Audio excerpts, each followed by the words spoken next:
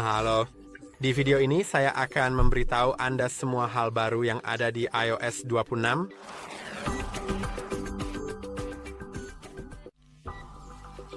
Jadi kemarin, tepatnya pada hari Minggu tanggal 9 Juni, iOS 26 secara resmi diperkenalkan dalam acara tahunan Apple WWDC 2025. Dan perubahan pertama yang mungkin Anda perhatikan adalah kode penamaannya. Itu karena mereka memutuskan untuk benar-benar mengubah penamaan semua sistem operasi yang mereka miliki menjadi sesuatu yang seragam, sehingga semuanya sesuai dengan tahun. Dan Anda mungkin bertanya, kenapa 26 bukan 25? Saya sendiri tidak begitu tahu, tapi saya pikir itu karena sistemnya memang iOS selalu secara resmi dirilis pada bulan September. Jadi sistem ini akan lebih banyak digunakan pada tahun 2026 dan di tahun 2025 hanya akan dipakai selama sekitar 3 bulan saja. Jadi saya memang cukup memahami keputusan itu, dan sekarang namanya jadi iOS 26, iPadOS 26, macOS 26, watchOS 26, dan tvOS 26. Jadi menurut saya ini cukup bagus karena sebelumnya kita punya macOS 15 dan watchOS 11 dan semacamnya. Itu memang tidak masuk akal. Sekarang jadi masuk akal. Jadi mari kita juga bahas apa yang saya punya di sini. Ini adalah iOS 26, tapi versi beta untuk pengembang. Versi ini dirilis pada hari presentasi, tapi saya sebenarnya tidak menyarankan untuk menginstalnya sendiri jika kamu sedang mempertimbangkannya.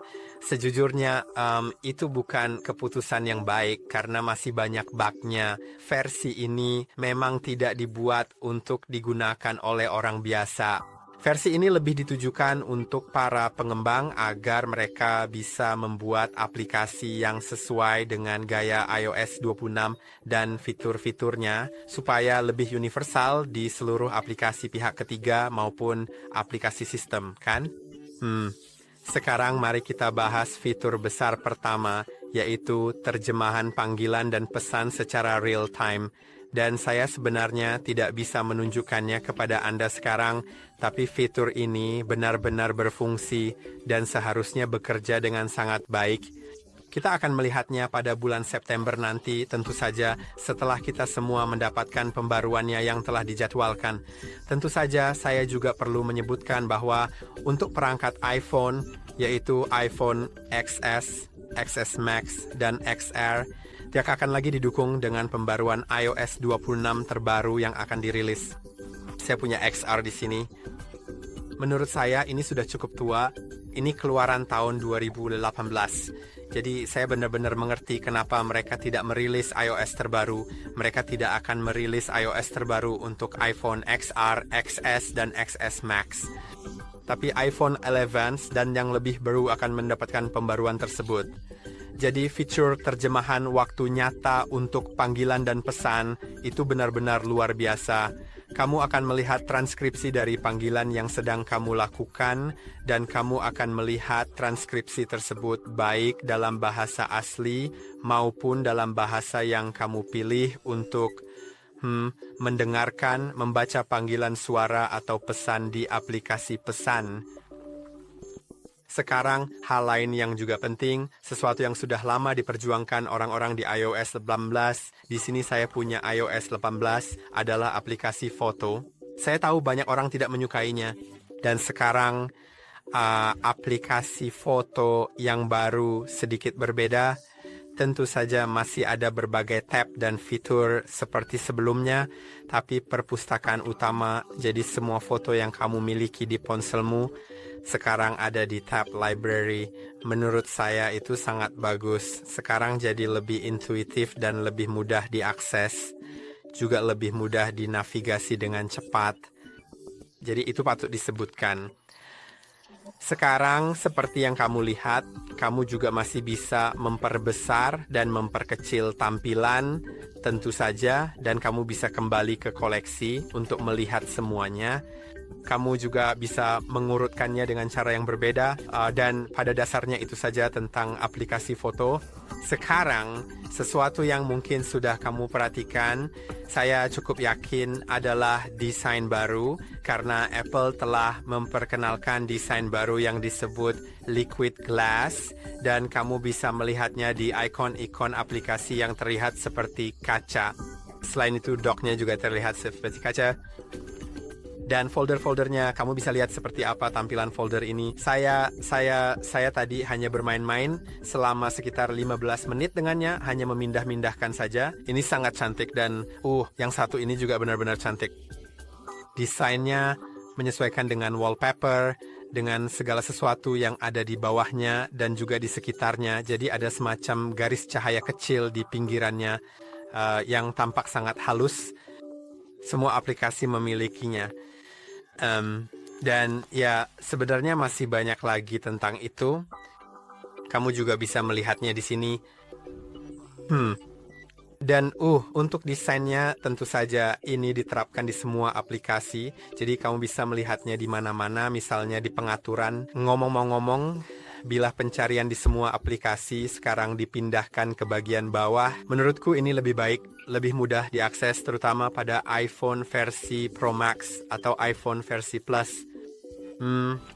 Sekarang kalau aku pergi kemana saja di mana aku bisa menemukan slider, karena aku ingin slider, aku sebenarnya tidak tahu di mana menemukan slider. Mungkin di pengaturan volume ya. Di bagian suara dan haptik, kamu bisa melihat slidernya.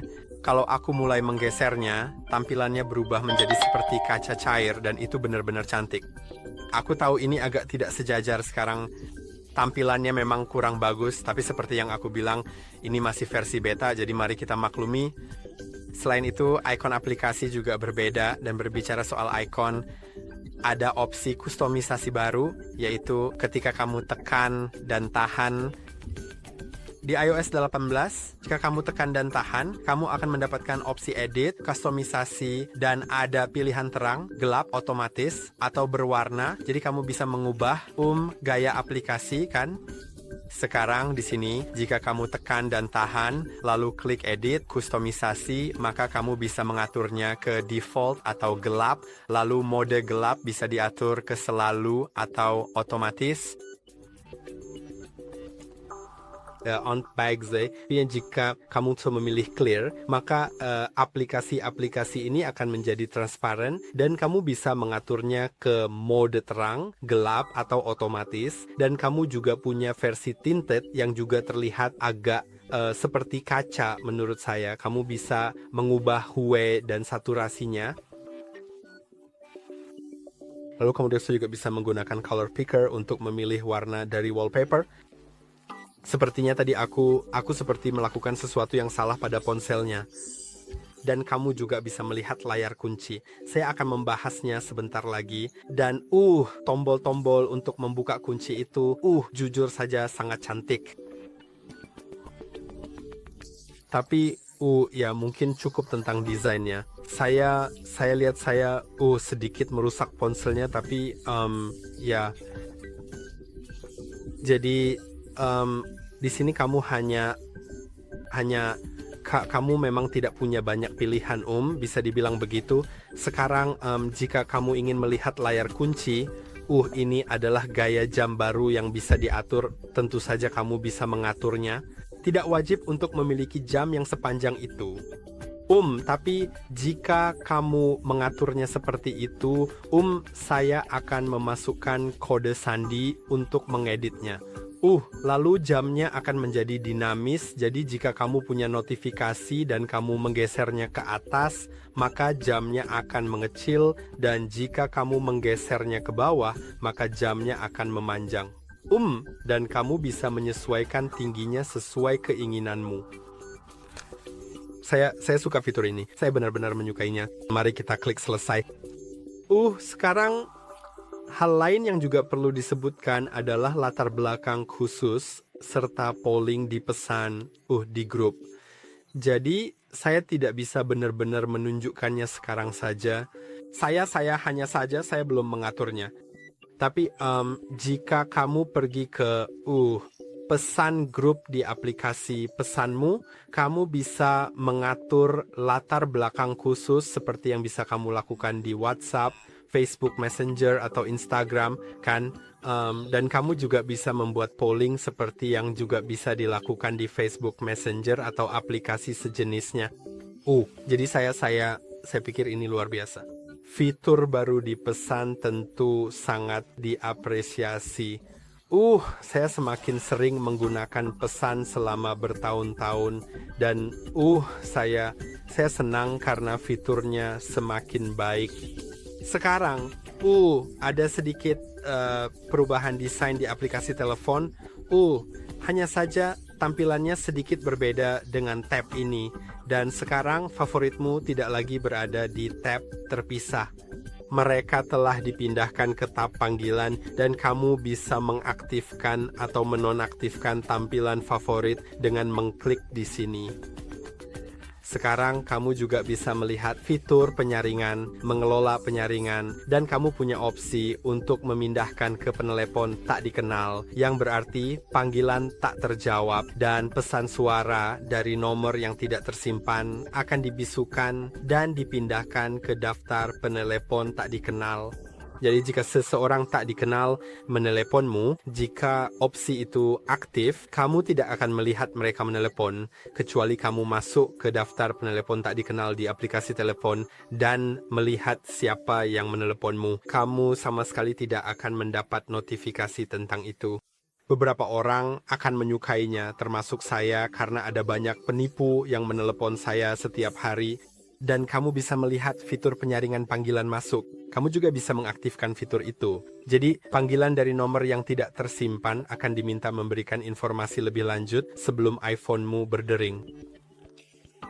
Menurut saya, ini sangat bagus. Sekarang, mari kita juga lihat di sini panggilan tak dikenal. Jadi, kamu cukup klik pada bagian itu, penelepon tak dikenal, dan di sini kamu akan melihat semua yang sudah dipindahkan ke sini. Sekarang, mari kita lanjutkan pembahasan ke fitur kecerdasan visual pada tangkapan layar. Dan fitur ini juga hanya berfungsi pada iPhone yang memiliki Apple Intelligence. Jadi itu akan tersedia di iPhone 15 Pro, iPhone 15 Pro Max, dan seluruh lini iPhone 16. Atau di masa depan juga model-model terbaru seperti misalnya 17. Kalau namanya tidak diubah menjadi 26, sudah pasti tentu saja akan tetap seperti itu. Jadi itu keren. Dan satu hal lagi adalah di peta. Saya juga belum mencobanya karena saya baru menginstal iOS hari ini.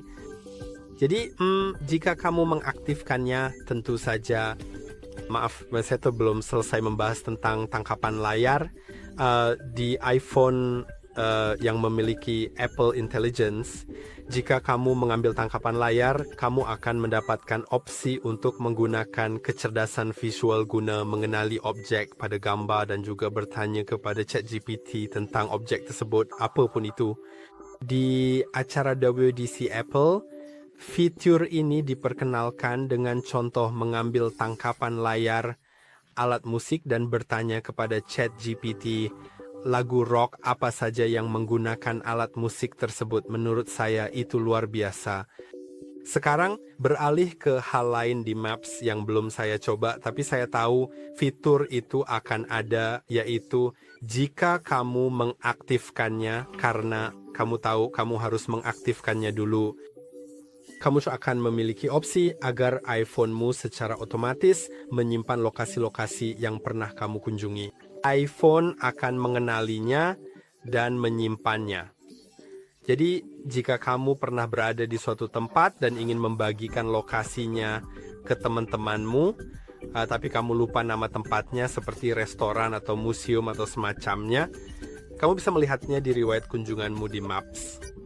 dan baik kecerdasan visual yang merupakan kemampuan perangkat untuk memproses dan memahami informasi visual maupun riwayat kunjungan terbaru, yaitu data mengenai aktivitas atau interaksi terakhir pengguna, semuanya diproses secara langsung di perangkat itu sendiri, yang pada akhirnya berarti bahwa dan semuanya terenkripsi secara end-to-end, yang berarti tidak ada seorang pun, bahkan Apple selain kamu, tidak ada seorang pun selain kamu, bahkan Apple pun tidak memiliki akses ke data tersebut. Ini sangat penting menurut saya dalam teknologi masa kini, bahwa tidak ada seorang pun, bahkan Apple, meskipun kita mempercayai mereka, sangat penting bahwa mereka benar-benar tidak memiliki akses ke data itu, karena jika mereka punya, dan meskipun kita mempercayai mereka, tetap saja bisa terjadi kebocoran data. Jadi jika diproses di perangkat dan terenkripsi end-to-end, maka saya tidak akan terlalu khawatir tentang hal itu. Dan saya rasa saya sendiri akan mengaktifkannya, karena saya percaya jika sudah terenkripsi end-to-end, saya tahu saya bisa merasa aman dengan itu. Sekarang mari kita lanjut ke hal terakhir, yaitu sedikit perubahan desain pada aplikasi Safari. Sekarang jika kamu bisa lihat, tidak ada lagi bar besar di bagian bawah, hanya ikon-ikon yang melayang. Dan jika kamu membuka situs web apapun, sekarang situs web tersebut benar-benar tampil di layar penuh. Dan kamu bisa langsung, oke, tadi saya baru saja membuka sesuatu. Dan kamu sudah bisa lihat, saat kamu mulai menggulir ke bawah, itu langsung mengambil seluruh layar, kan? Ini sebenarnya hanya perubahan kecil pada bilah di sini. Perubahan desain yang memungkinkanmu untuk melihat lebih banyak data dari situs webmu sekaligus dalam satu waktu. Dan sekarang, sebagai catatan penutup, ada satu pertanyaan yang sering saya dapatkan setiap kali versi iOS baru dirilis, yaitu apakah sebaiknya menginstalnya? Ya. Dan bukan hanya untuk fitur-fitur barunya saja, mungkin kamu tidak akan suka beberapa fitur ini, dan itu benar-benar tidak masalah, tapi ini demi keamanan. Versi yang lebih baru selalu memiliki patch keamanan terbaru, yang membuat perangkatmu lebih aman. Jadi saya bahkan tidak akan mempertimbangkan untuk tidak menginstal versi terbaru.